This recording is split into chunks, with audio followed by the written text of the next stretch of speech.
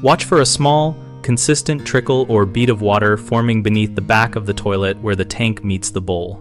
Start by placing a dry tissue around the tank to bowl joint and the rear of the bowl rim. If the tissue darkens within a few minutes after a flush, you likely have seepage from the bolts or gasket. Dye test the tank by adding a few drops of food coloring to the tank water. Then flush and watch the joint for tinted moisture that appears within 1 to 3 minutes, which pinpoints the path of the leak. Inspect the bolt heads inside the tank for rust stains, mineral trails, or wobble, corrosion or movement signals that the rubber washers have hardened or cracked. Gently try to rock the tank by holding both sides. Any side-to-side movement means the bolts may be loose or the tank-to-bowl gasket has compressed unevenly.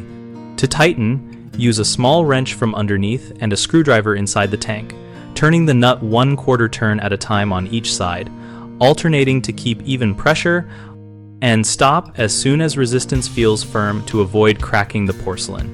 If tightening does not stop the moisture, plan to replace the bolts, rubber washers, and the large spongy tank to bowl gasket all at once. The first common mistake is over-tightening the bolts, which can hairline crack the tank and create a slow, hidden leak. Instead, tighten in small, alternating increments until the tank is level, stable, and the leak stops after 2 test flushes. Another mistake is reusing old washers or mixing metal washers against porcelain. Always use new rubber washers inside the tank directly under the bolt heads, then metal washers and nuts under the bowl so the rubber seals the water path. A third issue is skipping the tank to bowl gasket when bolts are replaced.